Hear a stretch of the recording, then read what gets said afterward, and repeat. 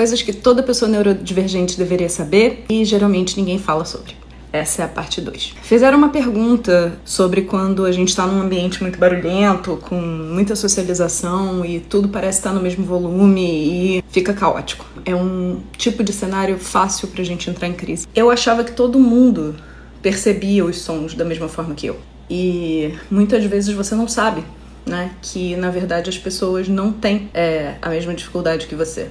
Tipo, eu gosto de fazer uma correlação, tipo uma analogia muito forte com miopia. Imagina assim, você passou a sua vida inteira sendo míope sem saber. E você achava que todo mundo enxergava tudo meio borrado.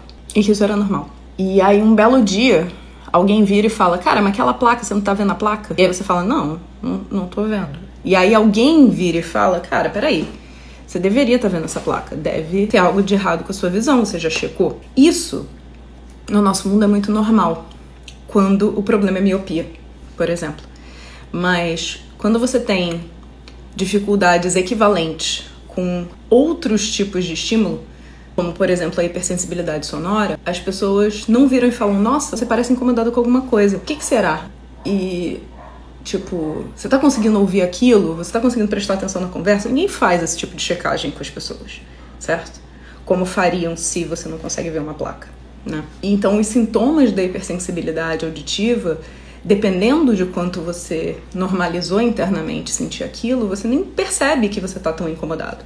Você acha que está todo mundo incomodado que nem você, e muitas vezes você fica tão super estimulado que você não consegue nem identificar a origem do incômodo. Você não consegue nem virar e falar assim, eu estou incomodada e super estimulada porque tem muito barulho.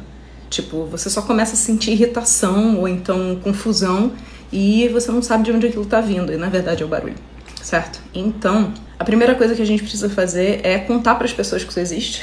Então, se você tem incômodo de ficar em ambientes com muita gente, se você fica com uma confusão mental, às vezes fica tonta, enjoada em ambientes que tem muito barulho, pode ser o excesso de barulho. E por que isso afeta tanto a gente?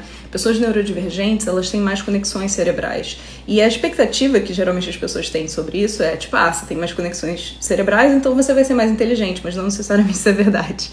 Pode ser que essas conexões cerebrais estejam sendo usadas para você absorver muito mais do som ambiente do que um cérebro normal faria. E aí é bizarro, você fica confuso, você não consegue prestar atenção nas coisas, porque o seu cérebro, ele deveria estar programado para identificar no que você está prestando atenção e meio que, tipo, abafar os outros sons. Só que ele não está fazendo isso. Então, pra gente poder resolver esse tipo de problema, primeiro a gente tem que identificar, e é por isso que eu tô falando bastante dessa parte. Mas uma vez que a gente identifica, é importante a gente deixar claro aqui, não precisa de um laudo, por exemplo, para usar um abafador de ruído, para identificar quais são os mecanismos de suporte que podem te ajudar a se sentir melhor. Então, se você, por exemplo, tem essa sensação ruim em ambiente com muito estímulo, pode ser estímulo auditivo, pode ser estímulo visual, faz alguns testes do tipo, usar um abafador de ruído, pode ser um de farmácia, para você não ter que fazer um investimento muito grande sem saber se é isso que vai resolver o problema. Óculos escuros, muita luz incomoda muito. Eu e meu marido, a gente tem uma sensibilidade completamente diferente à luz. E o celular dele tá sempre no brilho máximo, eu não sei como é que ele não fica cego. E de noite é muito difícil, assim, tipo, eu tenho que virar pro outro lado e tal, porque é muito iluminado. Tipo, se ele estiver lendo, por exemplo, no Kindle, ou se ele estiver com o celular, minha visão ilumina o quarto inteiro, sabe? Então, esse tipo de hipersensibilidade, se você percebe que você tem também, é importante você criar os mecanismos de suporte para você. E, de novo, você não precisa de um diagnóstico, você não precisa de um laudo para isso. Qualquer pessoa que identifique essa necessidade pode dar esse passo. Parte 2. Do que todas as pessoas neurodivergentes deveriam saber. E essa parte, inclusive, ela serve para pessoas que não necessariamente são neurodivergentes ou são neurodivergentes e nem sabem.